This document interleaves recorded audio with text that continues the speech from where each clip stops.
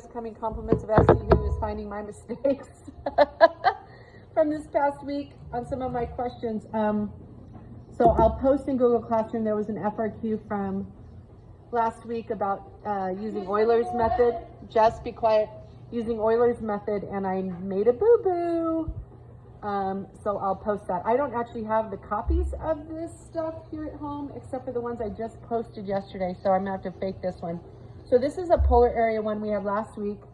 I don't know, maybe Thursday, maybe Wednesday, I'm not sure. And my drawing is horrible. You know how I draw, you guys. This is supposed to be a circle of radius 2, and it's off center. It's supposed to be around the origin, so half the circles on this side, half the circles on this side. We have a polar area, which is r equals 3 plus 2 cosine theta. Part A wants the area of the region here that's shaded in blue. And so on my answer, I just am clarifying this because Esty didn't understand, and if she doesn't, probably none of us do. So I did the area of this side of the circle because it's perfectly half of the circle, and I know it doesn't look like it based on my drawing. So I did half the area of the circle, which is the right side over here. So 1/2 pi r squared. You could also probably do that with polar area, but I did it this way. Plus the area on the left side is going to be in the polar area formula, 1/2 the integral of r squared. Now they told us that these points of intersection were 2 pi over 3 and 4 pi over 3. So we're just doing from here to here, and it's really of what's involved in this thing. So the circle doesn't really even come into play on this piece because it's here to here under that polar equation. And I looked this one up to make sure I wasn't incorrect about that. So 1/2 2 pi over 3 to 4 pi over 3 r squared. So r is just the 3 plus 2 cosine theta squared. You put it in your calculator and you should get 8.276.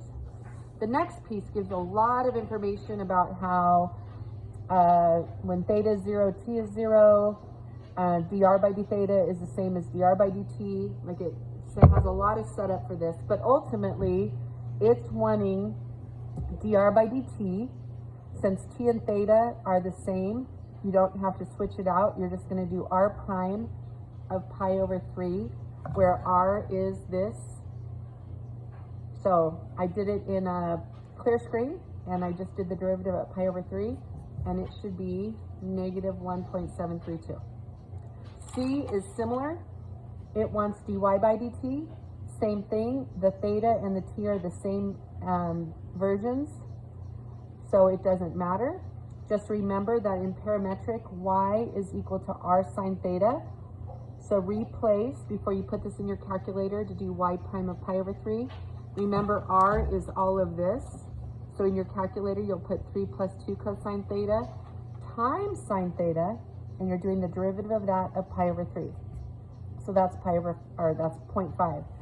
In terms of the question, r prime of pi over 3 is showing that the particle is moving to the left or towards, since we don't know, given that it's in polar, it's moving back towards the way it came originally, or towards the origin. Lots of ways you could say that, because r prime is less than 0, it's negative.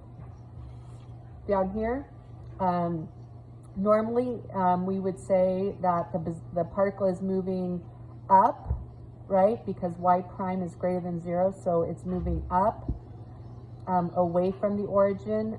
With parametric, we would say it's moving away from the x-axis or the r-axis, but I think that AP graders would give it to you as long as you mentioned it with respect to up or in a positive direction, because y prime is greater than 0.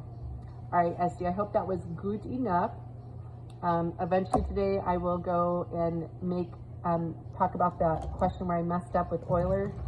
I didn't mess up the overall. I just, on the tangent line, the second tangent line, I put the wrong value in. Just a boo-boo because I was probably going too fast. I am going to go lay by my pool, enjoy a little Mother's Day relaxation with a book. Otherwise, reach out to me if you guys need anything else. Have a good one. Get a good night's sleep.